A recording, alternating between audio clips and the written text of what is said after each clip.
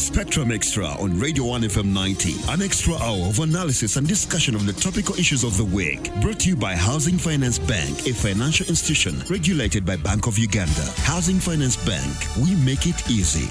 Your views, our interviews on Spectrum, Radio 1 FM 90. A very good evening to you, and thank you very much for joining us on this edition of Spectrum Extra, review of the major events of the week.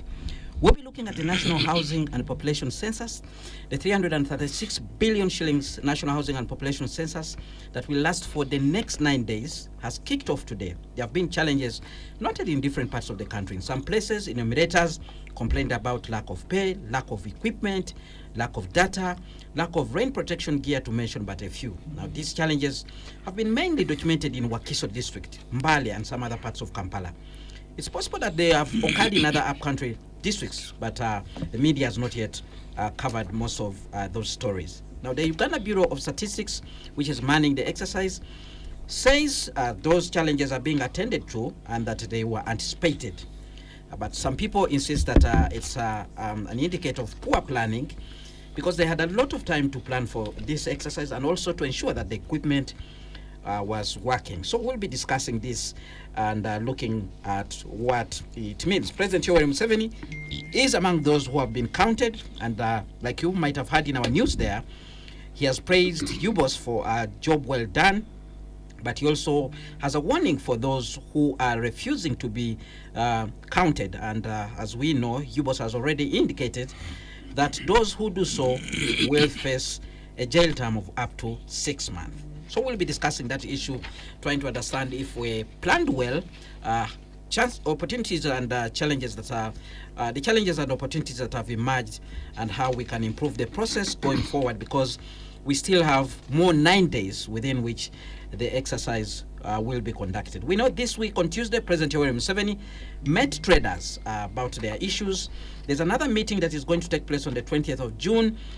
He explained to them a number of issues, but most importantly, he told them to stop being importers. They should think about becoming investors and exporting, so that the country can benefit more from them. He actually said they had gotten a lot of money from Ugandans through imports. Now it's time to think about building the country.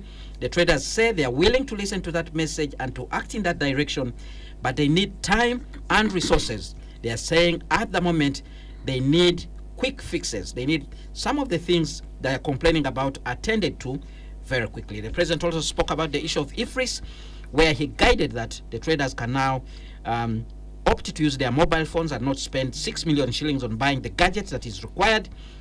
But he also suspended all the penalties that the traders were likely to face on that particular issue.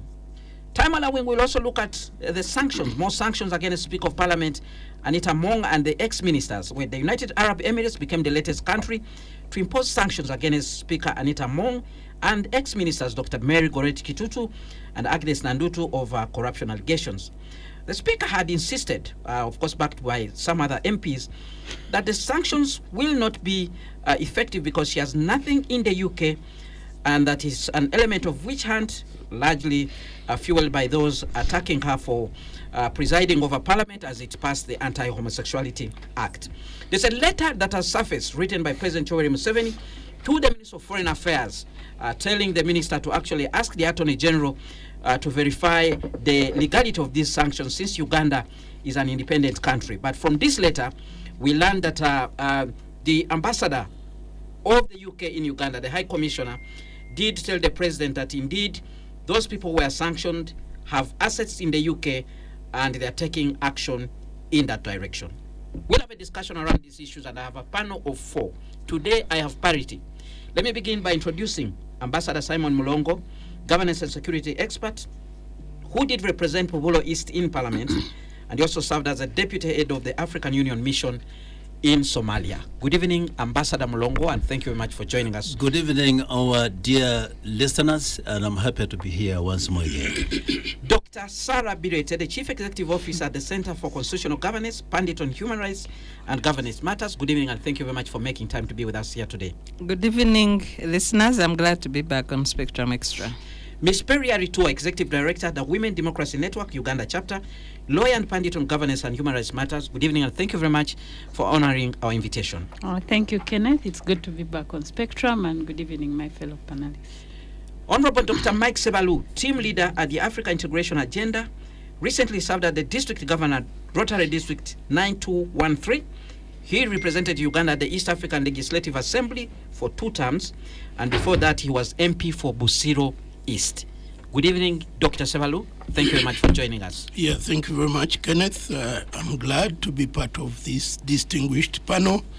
Hanging out with executive directors is not an everyday thing, so they are my claim to fame. Thank you. Looking forward to your contribution in this direction as we review these major events of the week. Let me begin with you, Perry. National Housing and Population Census commenced today. First of all, I would like to hear from you. Have you been counted together with your household? How did you find the exercise? And then we'll build on from there. Thank you, Kenneth. I've not been counted. I was home until 5 when I left home to come for Spectrum because I thought they would be in our area. Unfortunately, we actually didn't know where they would be today because we know this exercise runs for 10 days. So maybe as we move forward, it will be important for them just to tell different districts where the enumerators will be. You know, it may not even be them working alone, but working with the media, working with other actors, or even on social media, just to say on this day we will be in this area, so that people stay home if they can, and those who cannot then are able to make a decision. So I was not counted. We are also getting information, of course, from the areas where we work, just to find out how is the exercise. Have you been counted? Actually, a number of people have not been counted. For those where the process started, we got information that there are some glitches, you know, machines not working very well, people complaining about lack of clarity in terms of how much they would get. Some didn't know where they were being posted today, particular areas like Ginger City where they're like the enumerators were on time, but they didn't know where they were going to be posted. So there are glitches in the system. But I want to really underscore the importance of the exercise, and I'm hoping that some of those glitches can be rectified, because we know that it's after the last census was in 2014. A lot of the data that we have been using, either by government, by CSOs, by students doing research, has been data either in 2014 or the different surveys that UBOS undertakes regularly, like household surveys, you know, the poverty index. So it's all scattered. So and estimates. Exactly. So the census really provides a very good opportunity. That's why I'm really hoping that the people who are in charge are able to address the glitches. And I think the first thing would be to deal with the issue of the machines, because if you cannot have a machine that works, then you cannot collect data. But to get more information on where these enumerators will be on each of these days. For instance, for us who live in Wakiso, when are they covering different parts, so that people make a decision? Because many of us take these exercises very seriously, because we know it's important for planning. That's how government makes a lot of its decisions. We also know that patterns have changed in terms of rural and urban, with the issue of youth, the issue of gender and women. You know, there's so many things that hopefully the census will record that will help in decision making, planning, and the different uses for which this data is applicable. So if they can deal with some of the issues that arose today, hopefully the process can be more successful. So yeah, that's my take for now. All right, let's hear from the Honorable Simon Mulongo, Ambassador Simon Mulongo. Your take on the exercise and the glitches that we have seen so far. Have we seen or we've heard? All right, some of them have been seen, because there were videos on TV, YouTube, social media, and we have seen some of the people actually complaining. Project managers always rate success or less or failure depending on the percentage of performance, starting with perhaps the first day. And I think we can talk about 95% success of the start off. And to me, that's a very, very achievous and very good start off, despite the fact that I agree with my sister that there have been some hitches. But I'm also happy to hear from her that those hitches were quickly responded to and were being resolved. I took concern when I also heard about some people from Wakiso.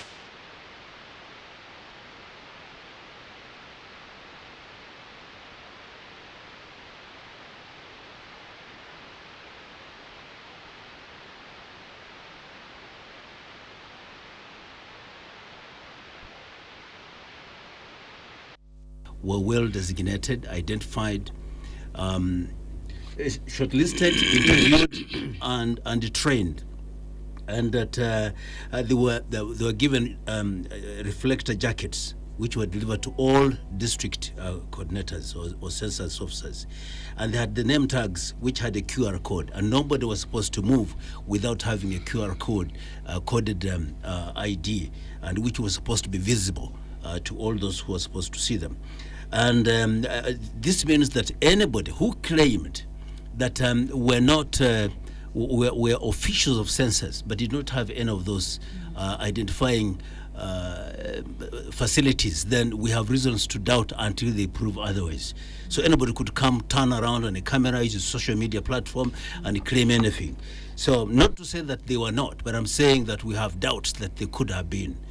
And the other issue that tablets which were designated to all areas of operations were supposed to be activated upon assignment. And it looks like some district census officers had problems with that technical hitch. Some we may not have heard from the media reports, others have reported.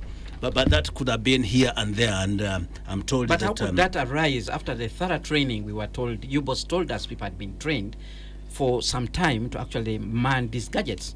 Yes, even if we were training for 7 years, technology fails. Even those super technology that go to the moon and this deep space always, encounter a lot of hitches. So error is human, and I'm sure that this is some of the things should accept. That, as my sister put it, that those glitches were quickly responded to. What is important is that how big was it?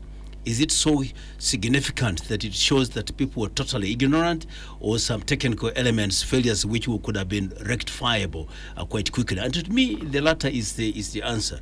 Yes, we admit there were some errors, and two, were they being rectified? Yes, they've been rectified, and we don't seem to see any other problems. The census exercise is 10 days. I have not been counted today. And that means that I have to be counted any of the remaining 9 days. So to me, I'm not worried that because I've not been counted, so I should pack my bags and go to Sudan because I've not been enumerated. It will happen the next day. And we knew all along, it was well spelled out how long it will take to enumerate people.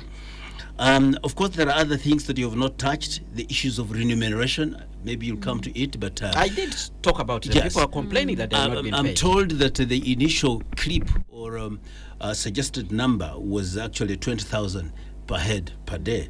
But later on, it was revised down to 10,000 per day. But then we have the 10,000, which is payable at the end of the exercise. Is it 10 days? This means that one has to take home at 10 days. On the issue of pay, UPOS has been addressing and updating the country, talking to the media. Actually, we were told at the end of the exercise, each enumerator will be paid 500,000 shillings. At the end of each day? No, at the end of the exercise, 10 days. Yes, 10 days. The problem that came up, there were letters that some of these enumerators received down in the villages, where actually where it was reflected that they will be paid 50,000 for the 10 days. True. And that caused confusion. And also it appeared that they had not been catered for food and drinks and even transportation or something like that. And later we saw UBOS also coming out to explain that. So there's also been miscommunication on the issue of pay. I think you're perfect. I think one is that the head of the exercise himself was quoted in a clip where he's verbatim stating some of those numbers. And unfortunately, he himself did not come back again to give us the revised, apart from the written communication we're beginning to see here and there. There was actually a mix-up in communication, And to me, the method by which they were communicating the corrections were not really apt and were not so timely, because people started going onto the ground to start work when actually the terms had changed, and that was not actually good at all. So that's a minus to UBOS. All right, let's hear from Dr. Mike Sebalu. You're telling exercise. Have you been counted? No, I haven't, unfortunately. Oh, okay. And I really thought I should be counted. To be why are you eager to be counted? Yeah, it is a good thing it's day one, like Dr. Honorable I'm a law-abiding citizen of this country, and any opportunity to fulfill my civic rights and responsibilities, I want to take it at the first and earliest opportunity. Now, I want to congratulate my good friends, Dr. Byamugisha and Chris Mukiza, the ED. Byamugisha is the chair board of UBOS, for having gotten it onto the way it has gotten, having it in place, the way it was projected, the way it was planned, is something good to write home about. Nonetheless, it could have been done much better, because day one, being a public holiday, should be maximized, because everyone is home waiting to be counted. True. But when you have a sample like we are here, and none of us is counted on day one, then it has a lot to tell in terms of the success story of day one. So for someone to tell me that it is successful just by the random sample around the table, I think it has a lot to tell in terms of how it has begun. Yeah. Day one, public holiday, everyone is home, no good communication, because we have LCs. They should have worked with LCs to prepare the local councils, even which parts of the local councils are going to be handled, given the... And actually, we had been told that people from our villages will be the ones actually counting us. Yeah, so that is another aspect. What got me out of home was Spectrum, because even at 7 I was still patiently waiting, just in case they drop in. So I think day one, in my view, has not been very well utilized, because even reports coming in, the feeders coming round, don't clearly indicate how successful it has been. But I know definitely there are those areas where it has happened. But day one... I was just trying to count the percentage of 4 out of 48 million, and I got 0.00083. So yes, you have a point. But so I think we could have done better, more so, one, in preparing the population, two, in working out clear modalities of the rollout, so that a district knows that out of maybe 10 sub-counties, 3 on day one will be effectively covered, so that there is some order, predictability, and guidance to the population. It becomes frustrating when people are home, there's no direction. Now it is going to be even more complicated those days when it is not public holiday, because people will go to fend for themselves, and that will be a big contradiction, and it will affect the credibility of the process in the final analysis. Now, those issues you've raised of allowances and uniforms, I really am very hesitant to go with the social media engagements. Well, it's not social media. We saw these people speaking. There were video clips everywhere, and even if you watched the lunchtime news from the comfort of your home, you might have seen these people on TV complaining. Yeah, so it's not a creation of social media. You see, these days everyone with a smartphone is a media person. That information is not just getting you and recording you, because some of them that I saw were comical. At least I've seen those which try to. But my view, and why I'm saying that I don't want to go with that, I would rather that the communications team of UBOS should be on top of the game. So they are not. They don't seem, the social media people seem to have taken over, because most of the updates and are from people other than those from the Ubos communications team. So my view is that they should be a little more aggressive. They should be more proactive than reactive, so that they give impetus and direction to the process, and at the end of the day enhance the credibility of what has so far been achieved in terms of getting this process engaged. All right. But I really want to appreciate the fact that we have started. We have 9 days to go. I wish to believe that there are lessons learned from day one, which mistakes will not be repeated in the subsequent days, so that every other day should be a better day quantitatively and qualitatively in terms of how the process is managed, is engaged, and is rolled out. All right. And I wish that they had had some trial runs, exercises of that nature. You see the World Cup, all these big events of some significance. You take off time and do what we call a dry run, where you are able to see what is working and why it is working, what is not working, and why. Where? And Pilot one, yes. where.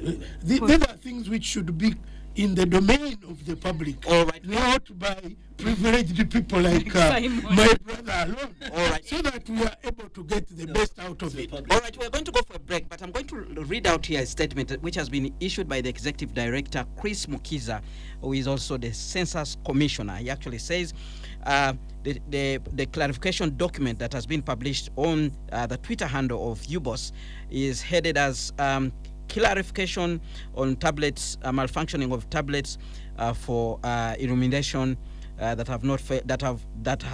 It says tablets for Census 2024 enumeration have not failed to work. It says the Uganda Bureau of Statistics wishes to clarify to the general public that the devices, tablets, have not failed to work.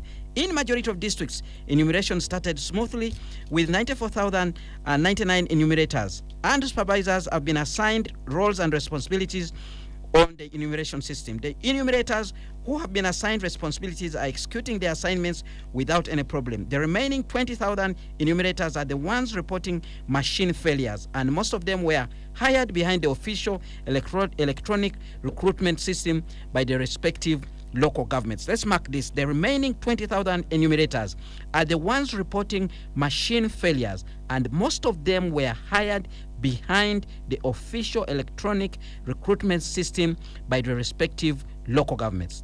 Management has guided the district census officers and district census commissioner representatives to fasten assigning roles and responsibilities to affected enumerators to enable them perform their enumeration duties effectively. The Uganda Bureau of Statistics management would therefore wish to assure the public that enumeration devices and census applications are operating well, and the enumeration exercise is expected to be smooth going forward until the 19th of May. Well, with that, we'll go for a break. When we return, more perspective from Dr. Sarah Birete, taking into account the latest development that we have got from UBOS. 20,000 enumerators are the ones reporting machine failures, and most of them were hired behind the official electronic recruitment system by the respective local governments. Stay tuned to Radio 1 FM 90. Spectrum Extra continues after this break. Spectrum Extra, Fridays 7 to 9 p.m. on Radio 1 FM 90. Spectrum Extra, Fridays 7 to 9 p.m. on Radio 1 FM 90. Well, thank you so much for staying with us on Spectrum Extra. Keep your comments coming on our WhatsApp line, which is 0703 090 090. And as you can hear, of course, the discussion went on during the break, still trying to make sense of the challenges that have surfaced so far as we conducted the National Population and Housing Census 2024. My guest this evening, Ambassador Simon Mulongo, Ms. Mary Aritua, the Honorable Dr. Mike Sebalu, and Dr. Sarah Birete, who is the Chief Executive Officer at the Center for Constitutional Governance, is on the mic. Thank you very much. And, as a rejoinder to what panelists have already said, census is a very serious exercise because that's the national exercise for comprehensive collection of data for decision making. Under the Data Protection Act, the law envisages a national data bank. And the same law, puts the duty of national data under the data unit. We have a national data unit. So in addition to that, we have NIRA and other national agencies that should have ideally worked with UBOS for comprehensive collection, storage of data. What scares me a bit, if you look at the questionnaire for UBOS, which is very detailed, like the president has said, it seeks to pick very private data of people's health. Do you sometimes feel suicidal? Do you, private data. This private data needs to be protected. So when you say enumerators are coming from the village, it means that what are the chances that tomorrow you can hear on a village group people discussing your health issues? What is the level of trust and privacy? And I had people from UBOS here. They actually said they have up-to-date, state-of-the-art mechanism to actually protect your data.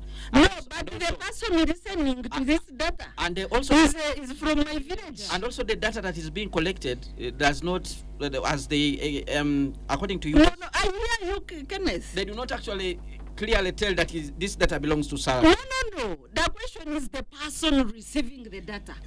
Okay. The transmitter. Yes, The the enumerator. transmit, the emulator, yes. Enumerator. This is from my village. So how free are people to disclose this data?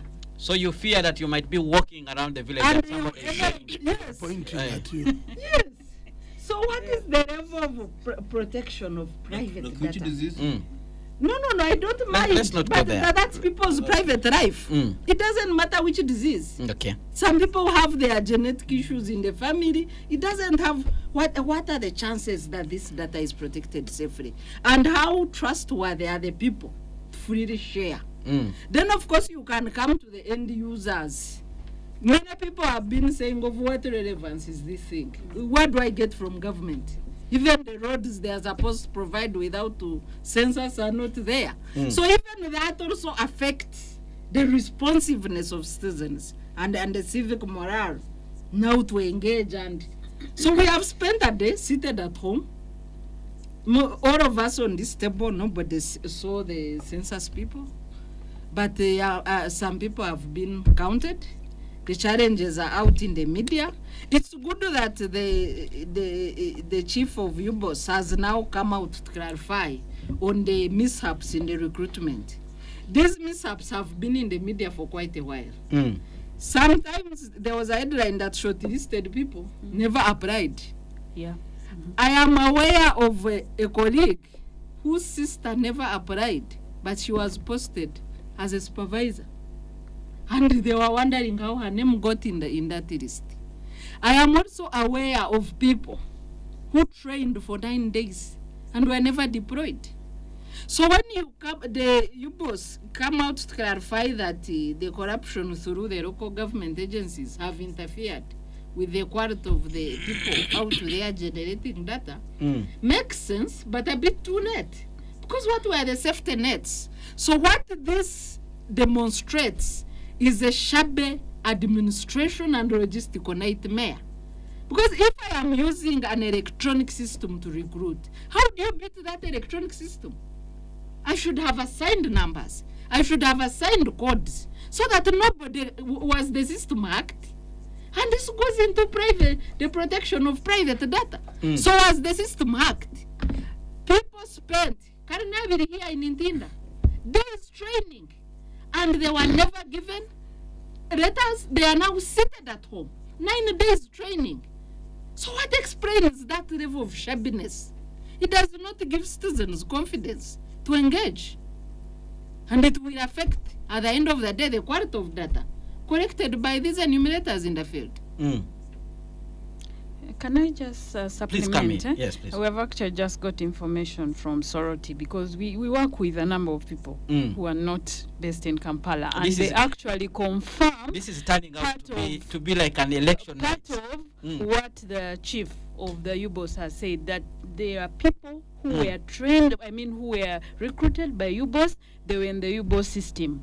Now, some local government officials removed those names and put their own people who were not trained, and that's why their gadgets could not work, because if you're not in the system, then you're not assigned a code and you cannot open the system. Access. Exactly. So the thing is, we must deal with the corruption in the system, because those people have failed the program. So for me, as a Ugandan, I would expect that something is done to officials who were involved in this, because it will come back to who was responsible for removing those names. They will know, because if the names were already in the UBO system, you as the person in charge, what gives you the right to remove the right person, put an untrained person? That person is actually failing government, in my perspective. Additional information. Honorable Mlongo. Additional information, just because she's still on the floor.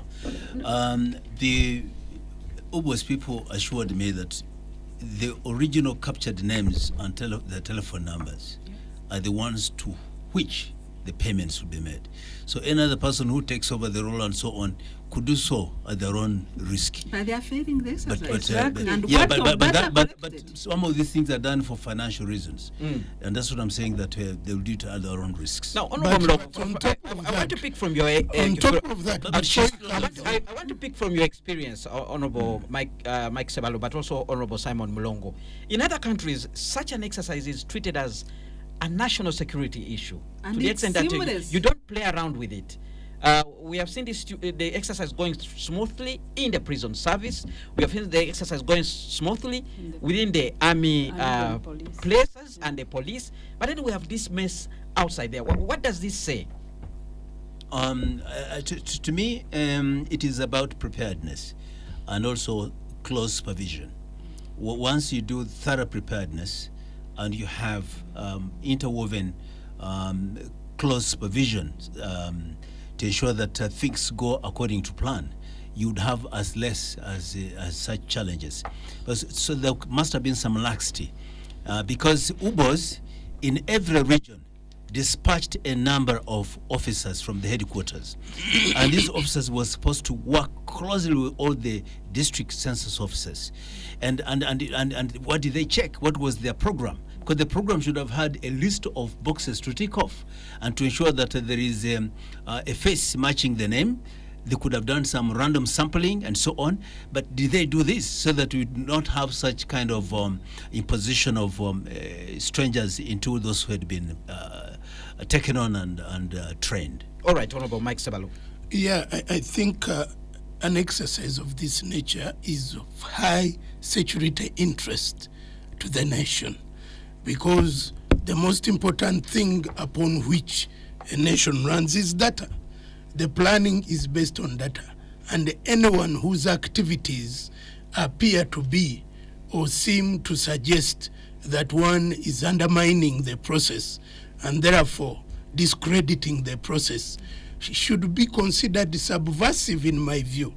And I really wish to know the action taken against such Ugandans who did such an activity that has the effect of undermining the credibility of the process and the legitimacy of the outcome. So to me, it is highly security in nature.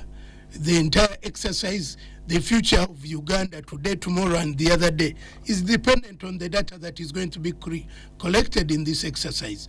And if the process is not credible, where some gadgets cannot work because the people put in don't have access and therefore waste on time and the process, I think those should be dealt with in a manner that really demonstrates good discipline in terms of public affairs. All right, let's go back to Dr. Sarvirete to wind up her submission. Yeah, just to conclude, I think UBOS, to begin with, government should have found a way of enabling UBOS to use the NIRA network, which goes up to sub-county level. And it would have had very qualified supervisors for the correction of data. Because NIRA corrects personal, citizens' data on a daily basis. They should have updated, they just harmonized it with the questionnaire that NIRA uses, harmonized and got a standard questionnaire, use the NIRA network as experienced supervisors in the field, and just to recruit people to help feed into the NIRA network and get professional data. That is the power of collaboration. Yeah. There are cases where you don't need to reinvent the wheel. You just So what is failing collaborate would and even reduce the cost and of running. synergize. The exercise. But even make it fast because they already know how to They enter already data. know what to do. Maybe it's a matter of the law. No. No, but the law can be amended does what? even if it was the law. The law can be amended to enable state agencies Okay, to collaborate. I can just come in briefly Yeah. for this.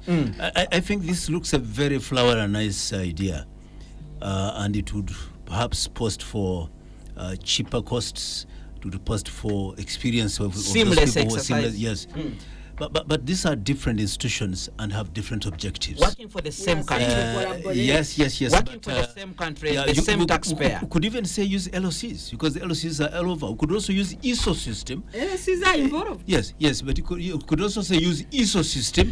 But I think I think the government is not about fusing all the programs into one because of an exercise like this. Please, Simon. I've not seen it happen in Take into account in some countries like Germany that are very structured. They have not used that. Census is not They a use other permanent means. exercise. It's So a you cannot use even the telecommunications commission, because they have almost a huge percentage of people have only numbers. There are two things So, at the end of I the don't day think- on an exercise. All right, Honorable Sevalu. It is efficiency and effectiveness. Yes. Once you can have those, and collaboration does not mean takeover. No. It is building on the capacity to enhance efficiency levels. You form a and- national task force with We've members seen it. drawn from the different Yes. agencies. For They a common coordinate. cause. They coordinate properly. And the lead agency remains the There one is agents that and they is receive their responsible. data. And to underscore this point, census takes place once in 10 years. So it's not a merger of government agencies. You actually just getting Well, experienced people It would to cause do the work. a lot of interactive arrangements, including agreements and also shared of resources, whether personnel and structures. And that It is the not as capacity simple. we ought to build as a country. Then the To question be of able to accountability. be sophisticated enough to use the Our skills on the table Yes. to deliver Yes. effectively Yeah. and efficiently. Just All finishing right, the point of accountability, let me- that it also would cause as to who should be accountable. For example, The lead agency. at the current thing, yes, if the lead agent is supposed to be Yeah, it accountable, Yeah, it is. then it must shoulder the biggest responsibility of carrying out the yes. exercise. Oh, yes. Because if something failed in Wakiso, who are you going to blame? No. ISO, For that period, MTN, Actually, Simon, how it It is is the work. lead agency taking over literally, so surely, utilizing. I know what you're saying is actually a very flowery and nice idea, but the application of it has a number of challenges, issues of responsibility and Simon, accountability. this All right. happens. Just one remark. All right, quickly. This happens when we are hosting big summits. Chogam, NAM, It is all inter- agencies come together. National task force. Yes. So And there's there is nothing always strange about a it. lead agency Yeah. which takes responsibility, accountability, supervision. reporting, Yeah. and But delivery. putting resources is a normal thing. Perry, you wanted to chip in. Yeah, because what you're looking for is people who have expertise, people who can use gadgets. You know, if you have used a gadget before, it makes it easier for you to be acclimatized to new information that you need to collect. But if you're using a gadget for the first time, you will struggle. For the first day, you will struggle. And that's why I think Sarah's point is important. It's not that you're merging. You're only saying you are Ugandans, because these workers of NIRA are Ugandans. So lend us your services for 10 days. Let us train you on our new data, which we need to collect. 10 days, you'll be under our And responsibility. customize the outcome. And you go. How All about, right, we have nine- how about on that point? How about on that point? Just 1 second. Wait a How second. about on that point? We have if the next 9 days. We have the next 9 Just a days. minute, just a We have minute. the next This 9 is- days. this is important. You're going to say it. Yes. We have the next 9 days to have this exercise delivered. Let's try to advise UBOS going forward. What do they need to do to Yeah. actually deliver this Okay, exercise? I was just trying to borrow from the Dr. Birete's led argument and supported by my colleagues. What about Electoral Commission? Electoral Commission is once attempted to use digital means, and they had a lot of challenges. The biometric. And since they were collecting things at sub-county and the district levels, and we had a lot of a mess in between, leakages and all that. If we can report right from the polling station, which is more or less at a village level, it would be very interesting to see how information is actually relayed directly from the polling station using such similar gadgets. Maybe that could have been one of the things to think That about. is where we should be going, where you build capacity across the table, but utilize it optimally as and when need arises. Honorable Sebalo, what would you like to see going forward in the next 9 days? One, I would like I'm glad that UBOS is taking charge in terms of communicating. And I want to believe that they've picked lessons from the challenges presented on day one. They should be able to leverage on some of those challenges. And I want to see them perform better every other day, picking lessons and utilizing them with good interventions to remain on top of the game. And where issues have been raised, let them come and give clarity, like where they've been able to give clarity regarding recruitment that created contradictions that have been witnessed, and let them also share the interventions to ensure that that does not happen. Those areas are beefed up with more competent personnel to allow the exercise move seamlessly. I want to believe they have what it takes to do a good job. They've prepared well, but they've been let down by some of the actors who are part of the process. But they need to take responsibility and scale up the performance so that by the end of the process, the credibility and the legitimacy of the outcome of the process is not under any doubt. We want them to be effective and efficient in executing their mandate going forward. Dr. Sarah Birete, your advice to UBOS over the next 9 days? Well, UBOS should have ensured that the people they selected and trained are the people deployed. I find it very funny that you train people for 9 days, and at the end of the training, you can't deploy them. This is within Kampala. So it's not surprising, therefore, that you have 20,000 fake enumerators. So they need to ensure that the people who were trained are deployed from tomorrow going forward. Because where these fake enumerators are, the exercise has failed. So let them deploy the actual people that were trained. Fake should be removed. Yes, fake should be removed by this evening. And they deploy the people who are trained. Perry, the look on your face. I'm laughing because I'm getting information from some of our partners. A colleague in Koboko says his family was actually counted at 9 a.m. That tells you the areas where certain things are working. But for us who have not yet been counted, it's important that UBOS communicates. For instance, our area. When, like different areas, if you're in Wakiso, when will Namgongo be counted? When will Entebbe be counted? Like the Minister of Health has done. Exactly. We hear people moving around the villages without speakers.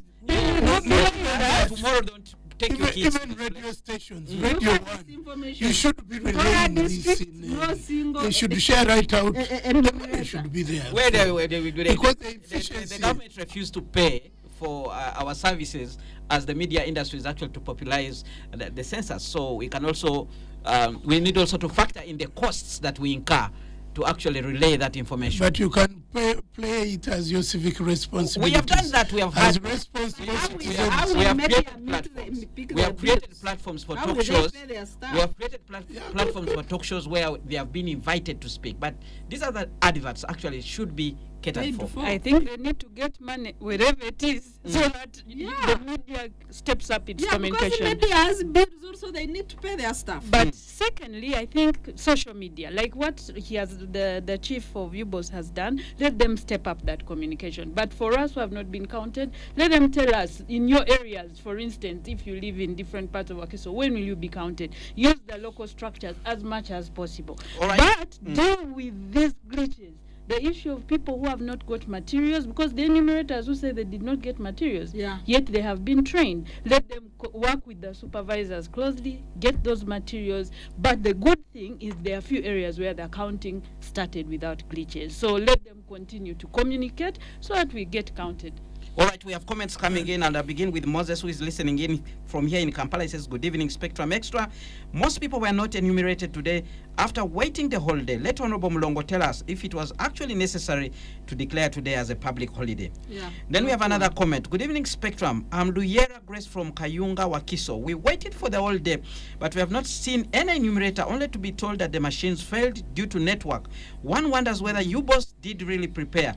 There should have been some tests for those machines 1 month prior to the exercise. This exercise is not an event, but a process. 10 years down the road, there should have been effective and efficient preparations, not those sorry and narrow excuses. Yiga Samuel Mary Namulondo, Zone, Bweyogerere. Thank you for the show. Census is a very significant, but UBOS officials seem to have handled it recklessly to an extent of declining to pay the media houses to aid them sensitize the public about the cause. Therefore, how can they assure the public that the gadgets are working well? Seriously, they have failed the system. Otherwise, they still have time through thorough to put things right. They still have time to put things right. That's a comment there from Namlondo Zone from Yiga Samuel, who is listening to us. Good evening, Kenneth. Mr. Sevalu was very right. The dry run would have begun by counting LOC 19 members first. Now the exercise has pointed us back to IFRIS, BMVs, voting ECM electronic machines. So in all the process, we need manual sales book, manual voters register, and manual census books. That is Henry Chiwenda, who says the scriptures say Abraham's children shall be innumerous. Whatever he means with that quotation there from the scripture there. Now, there is another person who has actually shared a detailed explanation here, and I think I should read out. The National Identification and Registration Authority network, which manages the national ID system, could have been leveraged by UBOS to improve their data collection and accuracy, and this is how it should have been. Verification of identities. UBOS could use the NIRA network to verify the identities of the respondents, ensuring that the data is collected from genuine individuals. Access to demographic data. NIRA's database contains demographic information which could be shared with UBOS to enhance their statistics and reduce the need for repeated data collection. 3. Improved sampling frames. The NIRA network could provide UBOS with a comprehensive and up-to-date sampling frame, enabling more accurate presentation of the population. 4. Reduce data duplication. By leveraging the NIRA network, UBOS could minimize data duplication and reduce the burden on respondents. 5. Enhance data accuracy. The NIRA network's robust verification process could help UBOS ensure the accuracy of collected data. However, for this collaboration to be successful, the following conditions must be met. Data sharing agreements. UBOS and NIRA must establish clear data sharing agreements, ensuring protection of sensitive information. 2. Data privacy and security. Appropriate measures must be taken to safeguard the privacy and security of individuals' data. 3. Technical compatibility. The two systems must be technically compatible to facilitate seamless data exchange. 4. Training and capacity building. UBOS staff may require training on using the NIRA network and interpreting the data. If these conditions are met, the NIRA network could be a valuable resource for UBOS, enhancing the accuracy and efficiency of their data collection processes. My simple point on this, all these entities are working for the same government. Who is that? I think this person preferred that I should not say who they are. So I'll leave it at that. But he has done a good analysis. I really agree with that school of thought. Very quickly. Because interagency collaboration. Yes. In addition to that, what he has shared, very nice detailed analysis. The resource personnel in the field then would have helped UBOS in collecting additional data that NIRA doesn't have. Because NIRA doesn't have data on incomes of people, you know, what they own, how many cows for the farmers. That's the common question. Before you know it, they will say URS should also come on board. Perry? No, yeah, I'm done. I They think even he have made, the he made, he made, question he made valid points. to make it I think, user-friendly. And I think first of all we acknowledge that the exercise has taken off fairly well, but we've also taken note of the challenges that they faced, a number of which were avoidable.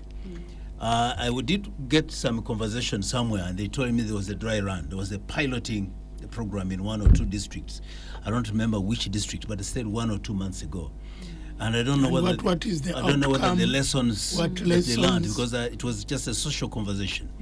But such programs are supposed to be phased into dry run, where you do some piloting, you look at the lessons that you derive from it, and make sure that you correct it as you now expand on the program across the country. The other issue is and you that have samples that give the national character. exactly, You know, yes, urban, peri-urban, rural, geographical. rural. So, Target to so, reach. yeah, I was just trying to proceed to say, I think some of the things that we see here, and I want to agree with the idea that they could have done it more interagency. That idea could be sold to them, and I hope they're learning from this. I hope you as the media houses could use this to communicate even officially, to say that while hosting a team of this type, these are the things that emerged, and share with them. Or use the member of Yeah, parliament feedback is to use important feedback. in this And finally, I think the UBOs, the realistic picture is that some of these agencies want to guard family. The All right. space, the space.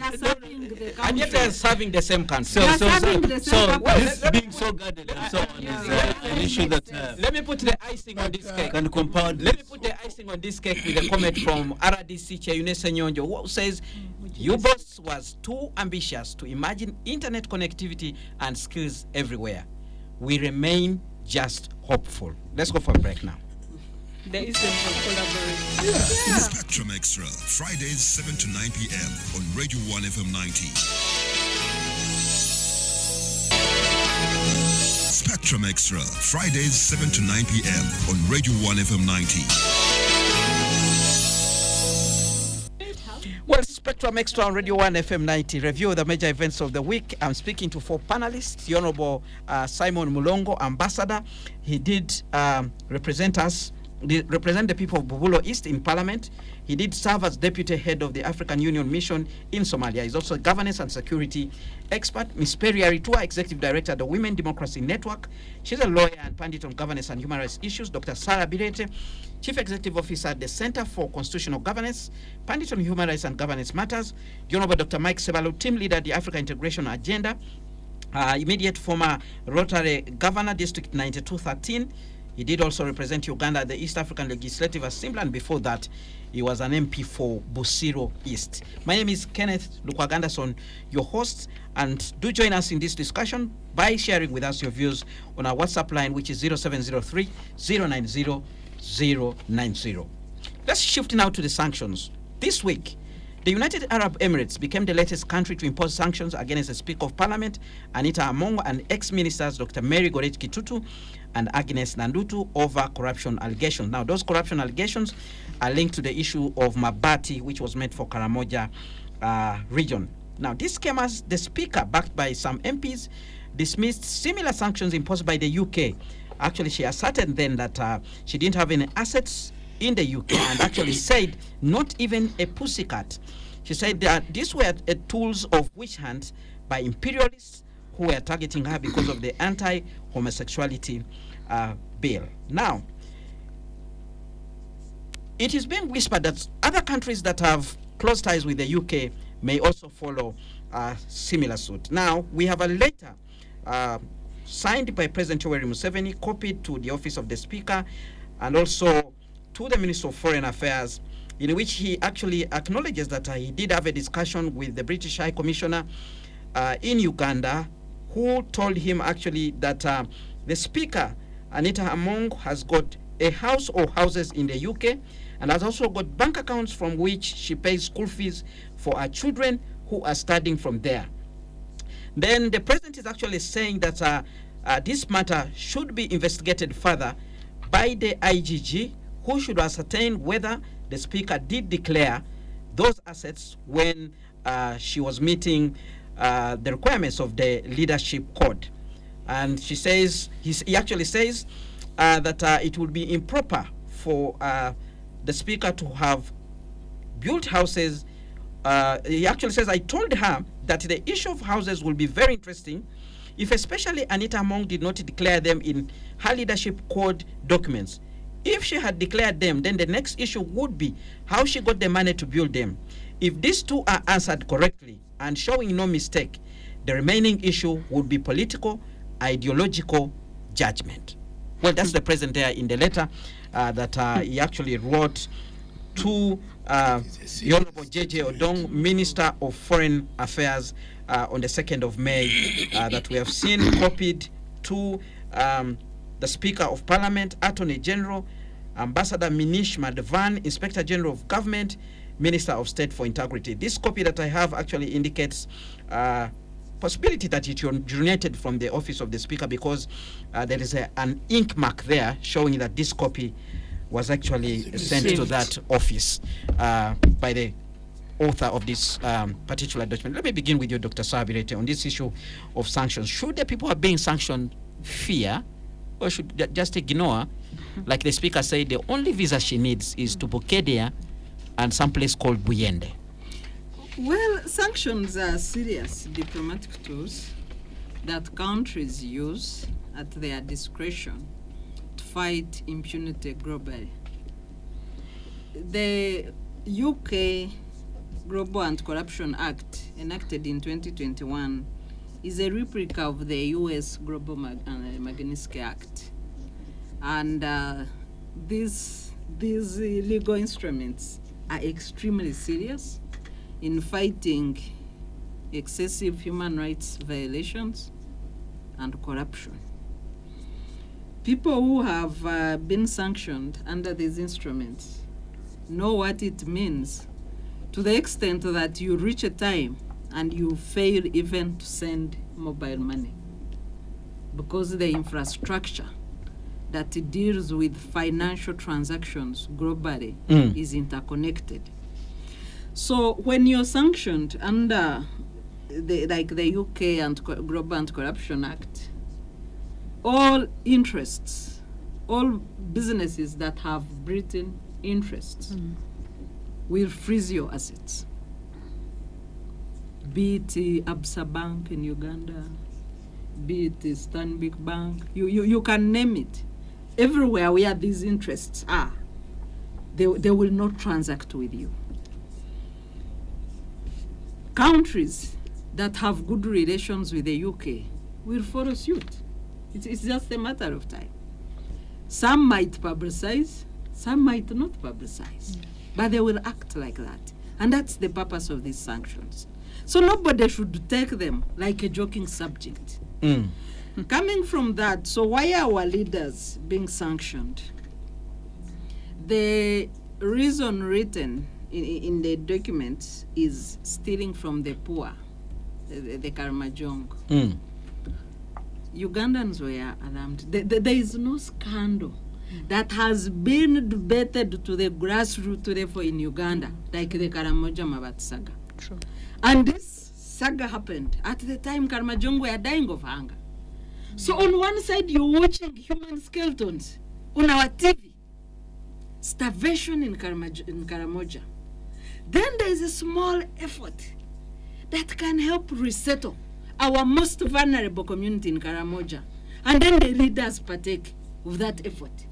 There were about 23 ministers. Later, the DPP announced why she couldn't charge the other ministers, to the disappointment of the large population of Ugandans. So when a country says, we know there is corruption in Uganda, but you shouldn't have stolen from the poor, we all agree. Corruption is bad. Corruption of any form is bad. But stealing from the poorest of the poor is pathetic. So it's right for the UK to sanction. But then the question is, why the three people? Is it okay? There's an argument this is an internal matter in Uganda. But how internal is it? I know that the scandal was apparently unearthed by our agencies here. They have not been convicted. You can't control what that's the arguments that are being put here. So how does the UK come in? diplomatic tools come in? Is it true or false? whether it's true or not. I'm coming. I thought I'm explaining Please. the side of the diplomatic tools. All right. So is it true or false? And once they confirm that it's true, now what you do at a national level is none of their business if they are concerned with that matter. The UK has been part of our partners trying to rehabilitate Karamoja. All our partners in Uganda have been in a drive to try to create development in Karamoja. So they are right to be concerned. Is it true? Yes, it is true. Iron sheets were diverted. Should the international community wait for our national snail pace processes? No, they don't have to. They don't, because that's a sovereign state. So when you look at the manner in which we are taking action, first the scandal comes up. 3 ministers are drawn to the anti-corruption court. The ministers remain in cabinet after taking plea in a criminal prosecution. It can only happen in Uganda. That is the level of impunity that is also disturbing. Even when Uganda attempted to charge the ministers, one day you are in the dock, the next day you are in cabinet. Where does such thing happen? It can't be. And we have a precedent during Chogam when the vice president with top ministers were dragged to court. They were advised to resign before taking plea. And they stepped aside. They were advised to step aside. They stepped aside, handed over public property, and went to anti-corruption court to defend themselves. In this case, I don't know why the president took a different turn. So that's the level of impunity on his part that could not augur well with us as citizens, but also with the international community. So now we have a situation where the president has written and is instructing the Inspectorate of Government to take keen interest in these issues. Do you think this could probably lead us in the right direction where you would want things to go? Well, the president's letter has one important rider, a reference to the leadership tribunal. We have a precedent in this country where John Kennedy, the man, lost office for failure to declare proper, assets in line with the leadership code. So a false declaration or a failure to declare could cause the speaker to lose office even before the term ends. And I think for me that's the important communication that the president makes in this letter. The rest, he has no control over what other sovereign states do. But if a leader made a false declaration of her properties and incomes, that is a crime and it causes one to lose office in this country. That's what citizens should pay more attention to. Right, Perry, let me come to you. One of the things that has been actually debated here widely in regard to these sanctions is whether the speaker had the sanctions in the UK or had assets in the UK or not. And she actually stated openly on record, and it's on Hansard, she actually said she does not even have a postcard. Now, we have this letter from the president, which we have seen, which her office has also received, indicated that the British High Commissioner to Uganda did actually say that she has houses and also bank accounts in the UK. Yeah, if that's what they said, then they have done the investigations. One thing I know about about that begs the question, because of people are saying, then why would the UK sanction her if she didn't have those assets there, going by her statements? Sorry, I don't get you. Well, the argument was the speaker says she has no assets there. No, but so the letter proves she has assets. And you see, the UK uses what they call the global anti-corruption sanctions regime to actually do individual sanctions against, to sanction individuals. So far, from since 2021 April, they've actually sanctioned 42 individuals. And the 3 ministers will now increase the numbers to 45. Yeah.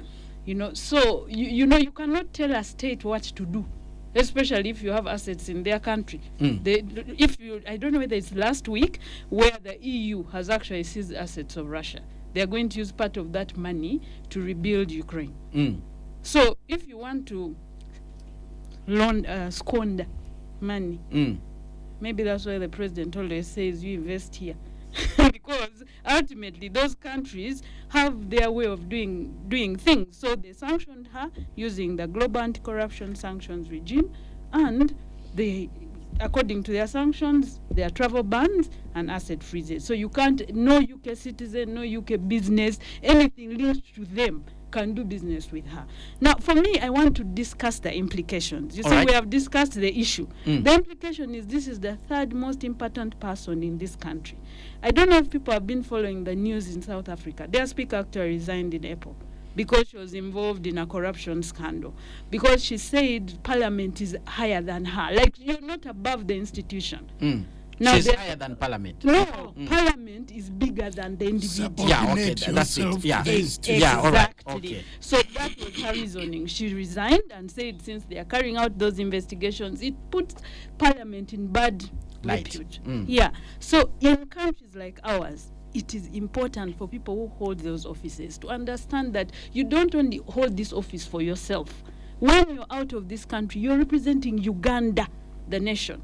You're not representing yourself. So my expectation, which I know will not be met, is like when you are at that level, you at times just do the right thing and say, you know what, with these sanctions, with the amount of conversations on the issues of abuse of office that have happened, forget even the exhibition, the parliamentary exhibition. There have been issues about elections. I don't know whether people remember the Bukedia elections, the LC5 elections, where there were people implicated. I remember the president wrote that NRM has clean elections. He was so surprised. People were arrested, and she was also named as people part of the team that was instigating violence. Now, if you're the third most important person, first of all, the image, because you know the behavior, you know, and I always say for women it's even more serious because those spaces of power have been closed for long for women. So when you are in those positions, you're modeling behavior and opening doors for other women. Their expectations, which may unfortunately be higher than men, you know, but in her case, there are going to be implications, not only for her, but for Uganda. Now, you imagine her representing us, I don't know in which country. The thing people will be talking about is not even what you're saying. Most times there's the gossip, you know. All right. So for me, those are my concerns. That then you can't attract investment, because when these people travel out of this country, they are meeting dignitaries, they are meeting investors. No, they can actually attract resources for the country. But if people are focusing on your character and on some of these other things that we are discussing right now, we'll lose an opportunity as a country. All right, let's hear from Honorable Mike Sebalu. Your take on this. Yeah, thank you very much. It is not a very interesting development. One thing that comes to light is that at a certain level of leadership, leaders should be beyond suspicion. Suspicion of any nature creates consequences that may not be desirable. And sanctions, many people are taking them a little casually, but they are not that casual. They do have effects on business, on family, your family, immediate. They could have consequences, business and business partnerships. They could have consequences in terms of international transactions and engagement, because the world is now interconnected. And we are talking about data. This data can be shared everywhere, and it has effects that may not be largely desirable. Travel restrictions, and all these come in what we look at in international practice. International practice is guided by the principle of reciprocity. It is also diplomacy is politics at the international level and international space. And the way it operates is guided by what we've been discussing here, collaboration. Those international players collaborate. They do cooperate. They do coordinate their efforts. They do communicate largely when they have agreed on a minimum action to take, and they engage in consultations. I'm surprised And this is a consequence of reciprocity and certain working arrangements within the international system. So you expect more sanctions from elsewhere? Now, when you see United Arab Emirates coming on board, to me, that is a shock, because these are never so much into. These are usually internal issues of countries. These are usually Western dimensions. They are more interested in making money. They are more interested in business, in making money, so they are always on the good side. But when I see them coming, it is a little of a shock.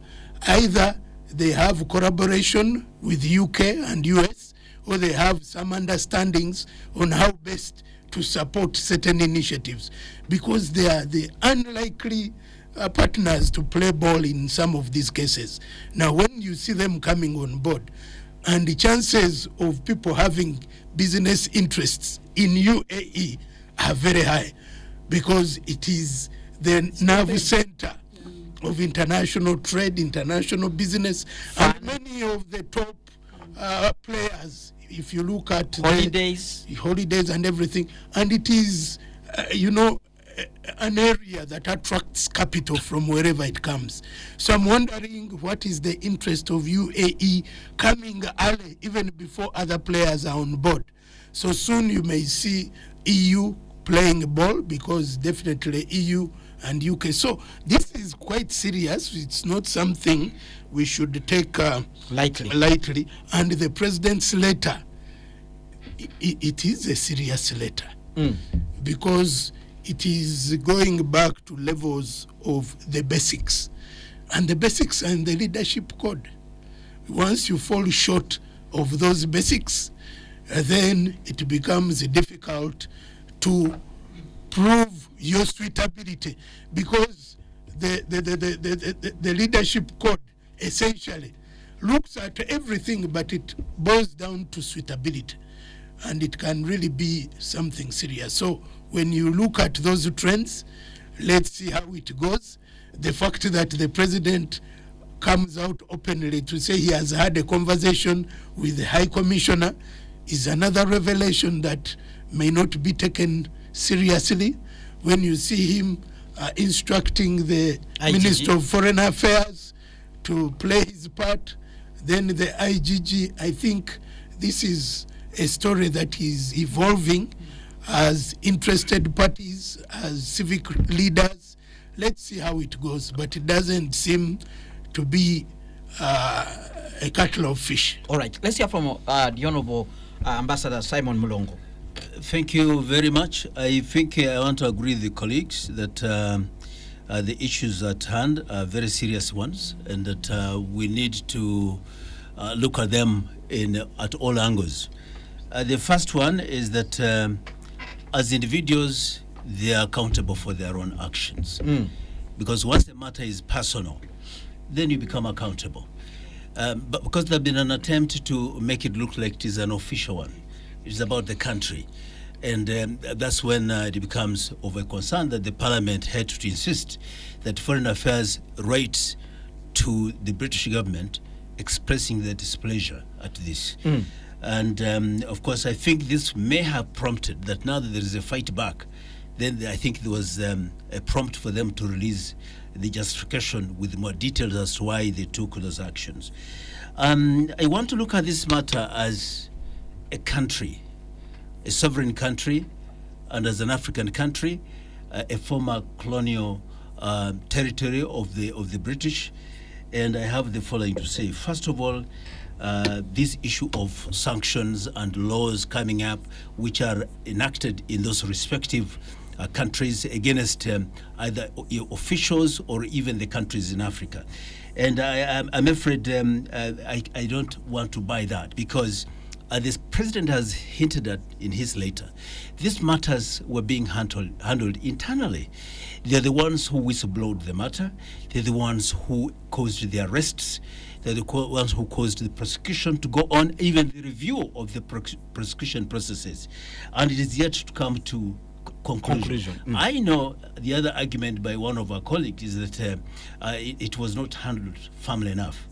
But I think that is to say we cannot preempt what is likely to come. They may end up being locked up altogether. How we run our affairs here and in line with our own national laws is our matters. So if somebody else comes in from outside, it's as if we are doing nothing. That is something that I feel very uncomfortable about. Why would you feel uncomfortable? Yes, I'm uncomfortable. When you look at the letter of the president himself, he's shocked by the revelation from the UK government that the speaker has assets in the UK. I said that and matters. the president actually says, the question would be, why would a leader choose to build houses in the UK, and where did they get the funding I understand. to actually build I those said houses? issues of personal nature. I think the president recognizes the I gravity of understand. the issue. Yes, But, It's something I wish you allow me you're to playing proceed, down. because Okay, you That's proceed. the choice of investment is your right as a human being, all right. as long as you can justify the Just- source. All right. Yes. And yeah, And if and Go to your point, Ambassador. I think that all those things are individual best and they will be able to explain themselves. But I'm talking about the implication for us as countries, sovereign countries, because this has happened many times from the West. And I'm saying, first and foremost, we have international conventions to which we are signatories, and they are supposed to be applicable across the globe. And the first one is violation of the principle of non-intervention, which is in the internal affairs of another country, is about the UN Charter, Article 2, Sub-Article 7. This principle is a cornerstone of ensuring that international law becomes essential for maintaining peace and peaceful coexistence between states. The other one is that this is a form of economic coercion. And I want to agree with the Honorable Sibalu that you may sanction one person, but also you're going to affect a number of people, the constituencies, the communities, the families involved, and so on. So it becomes a coercive I don't seem to economic I don't coercion. seem to understand your argument, Ambassador Molo. I'm saying- Initially, you said we should separate the crimes committed by individuals Yes. and how countries relate with others. Yes. Now you want to put this on the Yes, entire country. I'm bringing this to mean that when you sanction some individuals who are officials of a given country, there are consequences that go with it. And those consequences actually affect the communities, the families, and so on and so on. It is a consequence. And according to the effect. Let him conclude. Let him conclude. according to the international law, this is prohibited under international law. GATT, Article 21 of the UN Charter, Article 2, Sub-Article 4, brings it very well, that categorizes this, how you go about it. In other words, if Uganda can go about its legal rules of the thumb of prosecution, that is adequate. Enough. But for you to now impose sanctions of that nature, no, please, I'm proceeding. I'm proceeding. Conclude, please. Yes. And I have cases that have really been that can be referred to. We have Nicaragua versus U.S., where some officials in Nicaragua were actually sanctioned, others were in Libya, and other officials were cited in Cuba. And all these cases are very clear, and the International Court of Justice has pronounced itself on this matter. So, to me, the issue of sovereignty, that why you should allow a country to handle its internal affairs, is fundamental. And I'll be very interested to see what the Attorney General is going to come out to pronounce themselves as a country on this matter. All right. Because definitely, if we open the door for this kind of external interventions, we don't know how far it will end. It will end up even telling us how we should sleep. Already we've been told as to how we should handle our matters, even in bed, how we should be able to handle matters in bed. So we don't know how far this can go. I'm not protecting anyone. If the right honorable speaker and the honorable ministers have certain things, they have violated certain laws, I'm sure they are facing the law. And anyone who hasn't actually faced the law, and I want to agree with the honorable Bireta and others who said, where are the rest? Because the list was big. What happened to the rest? I only see the sanctions going on after the three. The right honorable speaker was not among the two ministers. But she also got iron. Yes, All but those who got answers are bigger number. Where are the rest? Special So, is the UK being selective? It Let's go. creates suspicion. Is the UK selective? Let's go for the break. When we return, we'll dig deep more on this particular issue. But Honorable Mlongo raises a very important issue, and this is something that was probably put across. Is the UK right to actually do what some people are calling interfering in the affairs of a sovereign state called Uganda. Can we separate? Can we differentiate between an individual? Can we separate between an individual holding a high office in the country and the affairs of the state? Stay tuned, Radio 1 FM 90. When we return, we'll use that issue to kickstart the discussion. Spectrum Extra, Fridays 7 to 9 p.m. on Radio 1 FM 90. Spectrum Extra, Fridays 7 to 9 p.m. on Radio 1 FM 90. Thank you so much for staying with us on Spectrum Extra, live on Radio 1 FM 90, reviewing the major events of the week. And we are right now looking at the sanctions, the debate around sanctions against Speaker of Parliament Anita Among and ex-ministers Agnes Ndutu and Dr. Mary Goretti Kitutu, with the UK government finally explaining why it took a decision to sanction these people. I'm speaking to 4 panelists: Ambassador Simon Mulongo, Miss Peria Ritua, Dr. Sarah Birete, and the Honorable Dr. Mike Sebalu. Now, before we went for the break, as we wind up a discussion on this particular issue, Honorable Simon Mulongo raised that very important issue on the issue of sovereignty, and of course we have heard about it. And the argument is Uganda is independent from the British. Uganda has a way of handling its issues. Why is the British government interfering in our affairs? Perry. They have not sanctioned Uganda. They have sanctioned individuals. We say this that person under is the acting on behalf of Uganda. No.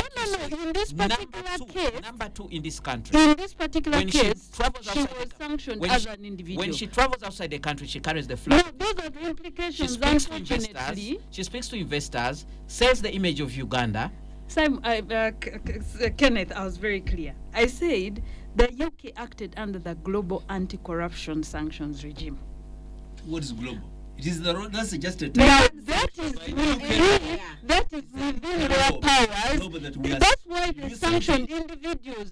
I've told you they have sanctioned 42 individuals to date. Honorable Mrongo. Some in Moldova. The UK sanctions public officials located anywhere in the world. Yeah, but that's the that's within their powers. Imperialistic imperialism. No, that is within their powers. I'm not sure. Uganda can also decide if they have a legal regime, they sanction people who are corrupt in other parts of the world. Right, let's conclude and then we move around the table. So that's why I was saying, when you're an individual and you put an institution in disrepute. I gave an example of South Africa, where the speaker said, because parliament is bigger than me, let me step aside. That's what an individual of that status, third in the country, that's what she decided to do in South Africa. Now, in our case, she has still remained in office.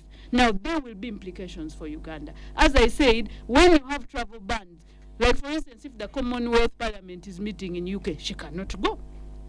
So that means the deputy or whoever. But she cannot delegate the Commonwealth. Exactly, she can't chair. So there, exactly, so there are implications. Second, when these dignitaries travel, Simon and Sevalu are well traveled with Sarah here. They know that at times when you travel, you actually can attract business for this country. The things you say, but essentially should exactly. But if now people are focusing on stealing of Mabatis, you having assets which they are not sure, the president is right now saying if you didn't declare under the leadership code, so you create question marks that even people who want to maintain a high moral ground in terms of doing business, they'll not want to stick around you. Those are the implications. Thirdly, when she chairs parliament, parliament represents citizens. Now, Ugandans have been complaining about the issues that have surrounded the office of the speaker. Unfortunately, she has not listened to our cry. I know even in my own village, people discussed the scandal of Mabati. People were angry. How do you steal from the poor? The goat saga, then there was the parliamentary exhibition. So all these things, in my view, if I was in her state and in her position, at times you step aside for the good of the country. Not for your own good, but for the good of the country. All right, we have comments coming in, and I'm going to allow you also to respond to the issue that Honorable Simon Mulongo put across. We have a comment coming in from the Honorable Baitera Maiteki, who says, I was on the sanctions committee of the UN Security Council in New York when Uganda was a member. A sanctioned member state always makes sufficient search before sanctioning individuals and entities. It was naive of the speaker to have claimed that she doesn't have property in the UK. And once you make it on the sanctions list, it is very difficult to be deregistered. Dr. Sarah Birete. Yes, I don't know why she even had to respond like that. That I not even a pussycat. It wasn't necessary. Sanctions were already issued. So she did not have to make a comment. And when a sovereign state makes a decision, to put it aside, I know people have been trying forever to set aside Genoki and others, to set aside the Magnitsky sanctions. It will take you the best lawyers in the world, but also a good period of time to convince a state to vacate its functions. It's a tall order. All right. So, but on the issue, I wanted a rejoinder on the issue of the Speaker of Parliament in South Africa. The crime she's being investigated for happened many years ago as a Minister of Defense. But she found it important to vacate her office so that her personal case does not affect the integrity of the institution of Parliament. But in our case, we know leaders don't step aside. So maybe that's to expect too much. But I want a rejoinder on the issue. Simon said that we are using our own processes. Nobody has stopped Uganda to use its processes. But we also that it's snail pace. Imagine a case that had clear evidence that did not even require time to investigate. People said Mabati threw in my compound, Mabati threw in my bedroom. And during the break, nobody denied. During the break, the Honorable Simon Mulongo actually was asking me questions. Why is the UK targeting only one individual? No. Or three individuals? So you can't ask a state to say, why are you targeting Why not? this? Because no, you go and appeal. So the UK. You can't say it not a Simon, there are procedures of asking for questions. Exactly, say procedure. When You can't say the president has already started, hasn't he? Very good questions. Yeah, Yes. You can't say they cannot. No. Can I submit? let's very quickly. Okay, sorry. Yes. So when the state says, let's go on we are record. There's sanctioning. no one intimidating anyone in this studio. So let that be clear. I'm happy to hear that. Especially when it's seated very far away from me. So, what I was saying, you don't tell a state who to target and who not to target. The UK could have targeted the speaker because of the nature of her office. A speaker of parliament, number 3 in order of precedence in a nation, a head of an arm of government. That requires attention. Right. You're not an ordinary person. All right. Let's get in the Honorable Dr. Mike Sebalo. But there's a comment coming in from Nicholas Sengova who says, Perry says the UK is thorough when getting information before it acts. How come they bombed Iraq claiming they were weapons of mass destruction? We are talking yet about they sanctions. They were not there. We are talking about sanctions. Sanctions, not bombing Iraq. That is the view I'm taking. All right. That the sanctions can be well-intentioned, but they can also be trying to work on an underlying position that they may be having. All right. So not all sanctions will be directly the way they are. In this case, what could that be? There are many factors that could be used, and this becomes just an entry point. Look, I even want to use the... You're about to bring the anti-corruption... ICC. homosexuality issue. No. I'm bringing the ICC. Recently, you had when they were talking about who can be candidates of the ICC, and the kind of response America came up with, they can never be part of that, even when they are ordinarily committing crimes that could see them that way. So that's where the big boys also misuse some of these international instruments to settle some scored or underlying scores. So that is something we need to, in as much as we take it, it does not stop us from questioning the rationale. So the we may want to make it highly risky to engage in corruption. Likewise, they may want Also have to their target interests. those people whom they have interests in. So What that also is Mike Sebalu is doing is what they say, no here, neither there. That makes a valid It is a point. valid That point, makes a valid because point. there are issues of double standards Yes. in the international system. What is applicable to you may never be applicable. For instance, the crimes against humanity, crimes against humanity. What happened when Libya was bombed indiscriminatively?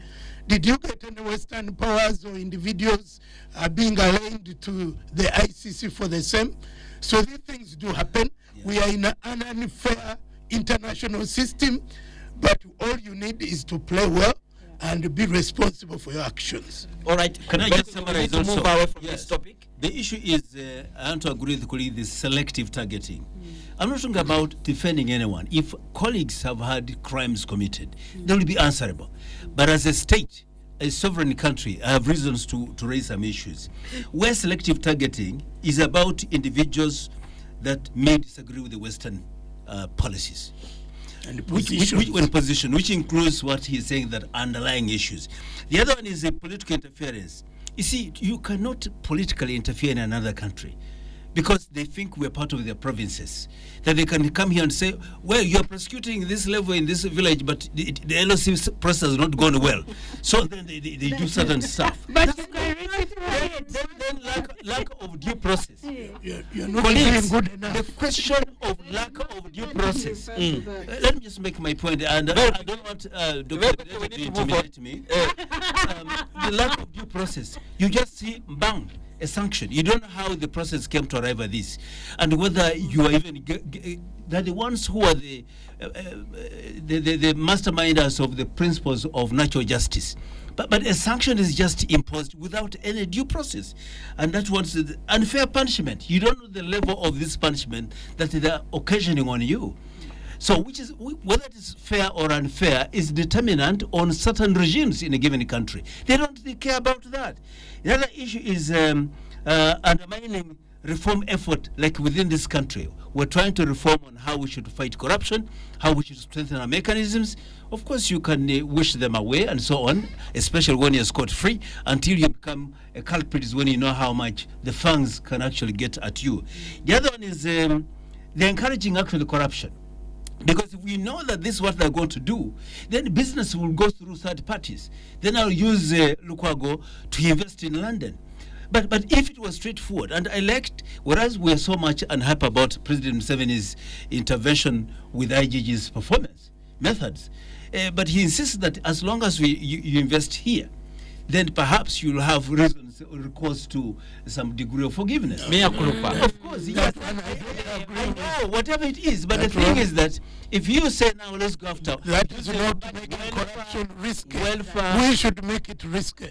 fantastic. But the more stringent such sanctions are, the more corruption will creep up. Well, And I can tell you, those companies, the two companies in Dubai that were sanctioned, they were actual Russian agents running them through third parties. That happens. The issue also is that of hypocrisy. And I think this hypocrisy comes because we're just looking at somebody, but as a country, we should look at the hypocrisy that happens out there. That many people are indulging in corruption cases, and they're not even handled with such firmness that they claim to be. But they will come after you in third or fourth developing countries to impose what they think should be Two done. wrongs don't make one right. Yes, I'm not saying there's two wrongs, so it does not impose, but does not clear. We have does comments. not clear the other one. We have comments. We have Does comments. not clear the other one. We have comments You coming. see, We have comments. the only thing we need to appreciate here is someone simply saying, in my space. Don't come into Don't my come to space. my Come space. to my There's no way you can say I should come the way I am. He's simply saying you can stay, you can go anywhere, but in my Don't come to space. my space. It is not coming. It's more than just coming. If you seize properties, we have a lot of monies of African A regimes. presence is not presidents physical. that In are all in, forms. that are in Swiss banks and all this. Those money should be brought back to Africa to be used, but instead they use them. Me, the What are question they is using why those do monies the for? African They leaders should steal be, from their own? whatever the case. That should be But the we're conversation. not debating why they should. We're debating them seizing the Because properties you see, and assets. now that's and the uncustodied difficulty we funds get in UK. ourselves into, because Alright, you so- steal from your people, then the They should- process of they- returning the they money. should be The returning bottom that line money. is stop They should stealing return from it. your citizens. That should be the next level of engagement. We have comments coming in. If your neighbor tells you, I don't want to deal with you because you're a thief, or I don't want you to hide your stolen property in my house, why should the alleged thief be aggrieved? That's a comment from Innocent, who Very is good listening point. in live from Brilliant. Addis Ababa. But he also says, listening And from that's Addis, it. the matter Very of impunity and offshore investment is a serious matter. It must be dealt with heavily. Don't underestimate international collaboration in this matter. Honorable Mlongo should not attempt to interpret international law on this matter of sanctions and sovereignty versus national people interest. His view is simplistic, and please, well, the others, I think I already know when that particular. Well, if title it was goes conferred. personal, then that's unacceptable. Somebody actually wants to know when you were conferred the title of ambassador. I am an ambassador. All right, that's it. He did serve in I'm a diplomatic. diplomat, He did serve in diplomatic And titles. with credentials by the Deputy African Union Commission. deputy head of of mission, the yes. African Union mission in Somalia, Yes. and he became an ambassador diplomat in that particular regard. Honorable Simon And Mulongo even talked that about cannot negate his Honorable Simon Mulongo talked about sovereignty and how Go countries. personal. Yes. Honorable Mulongo talked about sovereignty and how countries should deal with their internal matters. UK could also argue that sanction thieves and not allowing them in their country is an internal matter, and Uganda should not tell them how to yes. sanction That is and exactly- how Then to. it should have been a bilateral That is matter. the Namasuba. Offices of We UK. are That is exactly. But They are space. Exactly. They are operating within All their right. sovereign space. Just like us, you Another can come comment. to the airport and we tell you we don't want you. Another comment comes in from Robert, who says he is the same person who asked the IGG to slow down on Ugandan corrupts because the investors stolen money here. Now, if what is said about the speaker is true, it is going to make the president a very, very angry person, since really the president kind of supports corruption. It's only the foreign power that can help us. That's a comment from Robert. Drani writes in and says, point of correction, Sarah Birete. Iron sheets were stolen, not redirected. That's a comment there from Drani. I feel sorry for the honorable speaker. The president made her get a lot of pride, and the same person will soon give her away to the lions to swallow. That's a comment from Sharif there. Then somebody takes us back to the discussion we had about U-boats. Let the exercise be decentralized. It's one way of reducing costs. Local councils should be very effective. Now, how effective are U-boats commissioners in this exercise? Because they all have local councils where they belong to. And we have another comment. Godfrey Kalyesula in Ilubatu Kitezi writes and says, concerning the census, the failures of the day one are likely to affect negatively the final results of the whole exercise. People are not likely to keep at home during the next 9 days. Local government officials who brought in their people and even the people recruited must be arrested and charged with treason. This is a security matter, and they messed the country for the next. They will have messed the country for the next 10 years at the cost of the poor taxpayers. Another comment. Good evening, Kenneth and the panelists in studio. My name is Wilson Bikakanga Muyenga. Imagine the confusion and disagreements your studio between 5 people, and consider it against the whole country. It shows you that Uganda is not closer to carrying out an exercise to logical conclusion with good results. Corruption has torn the country apart. We have a comment coming in from Eresu John in Kaberamaido, who writes a lengthy one. Census is very important for the country's planning process. This exercise should be applauded and be supported, glitches withstanding. However, the headcount census format is expensive, inaccurate, and very slow, and an inefficient form of data collection for a population. This should be the last form of census exercise. There are modern and efficient census exercise through biometric data capture through national identity card registration, whose data should be stored with the National Data Center. The data with other institutions are equally integrated on the national database. To ensure that the data capture is effective, legal framework is enhanced to ensure effective reporting of population changes and other information regarding the population.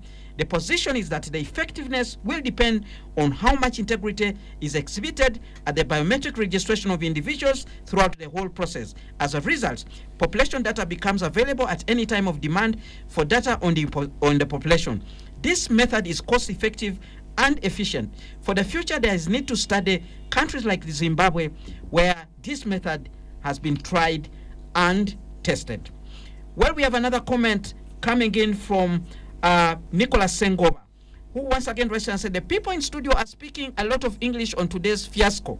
The problem with the Census 2024 is that it is being conducted in a failed state, where failure and frustration is the norm. Success, if it ever happens, is by mistake.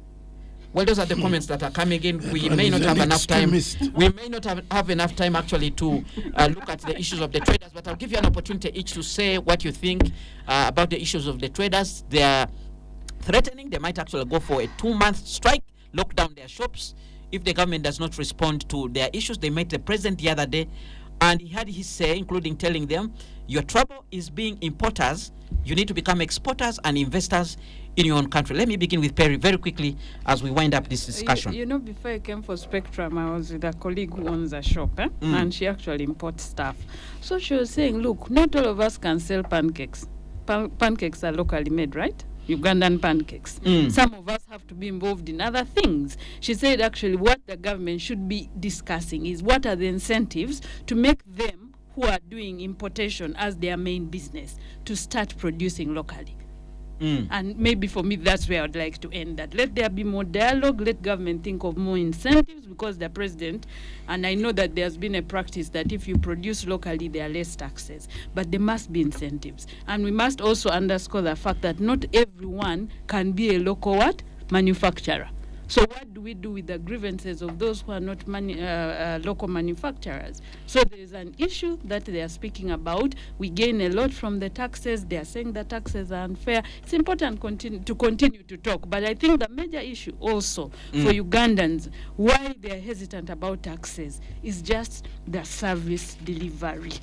When we pay taxes, we expect better roads, better hospitals, better schools. When you don't see that, you then get a bit hesitant to pay taxes. So apart from this issue, for me, I think it's a bigger issue of how do we control the leakages in the use of our public taxes so that we encourage to pay taxes and enjoy the services that the taxes provide. Honorable Mulongo. I think this situation of traders opened our eyes a lot, and I think we're up for lessons.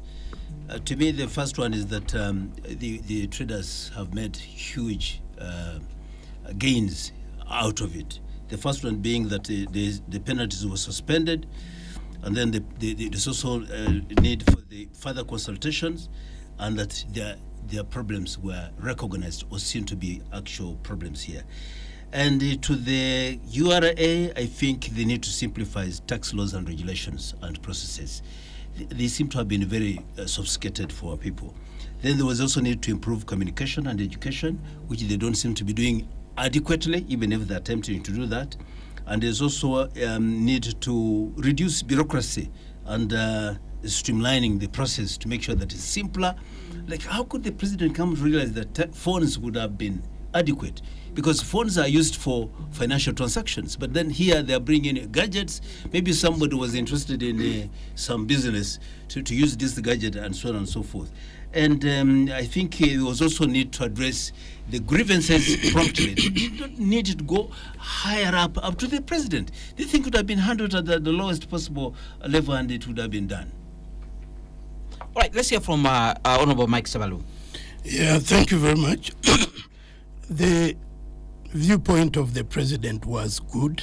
He was sharing with them a good narrative of the development agenda. No country has ever developed depending on importation. Countries do prosper based on export, and the intermediate kind of benefits that come with it. So, but that message is coming too late. That message needs to be there every single day. And that message should be informed in the law process, because taxes are informed by law. Every law, every tax that is brought should be explained well in terms of application, in terms of operation, and in terms of benefit. And this should not be a matter of Minister of Finance and Revenue Authority alone. It should be interministerial and interagency, because tax is a cross-cutting issue that affects the entire broad spectrum of the economy. So we need to be proactive, not reactive. What we are seeing is that reacting to the response of the traders when they are hit on the hard rock and very difficult space. But it should be continuous, education and awareness creation regarding the tax regime should be something that we do on a daily. And the value proposition of taxation in terms of service delivery, I think that is where we get it. Actually, the traders didn't take that angle. If the traders also had taken the angle of getting a justification for the tax that they pay vis-a-vis the services that they do get, even to facilitate their own trade, that would be a hard subject matter to deal with. So I think that is also something that needs to be given due attention. All right. But more to that, they could also have negotiated for reductions. All right. Like, for instance, Spectrum Extra on Radio 1 FM 90. An extra hour of analysis and discussion of the topical issues of the week.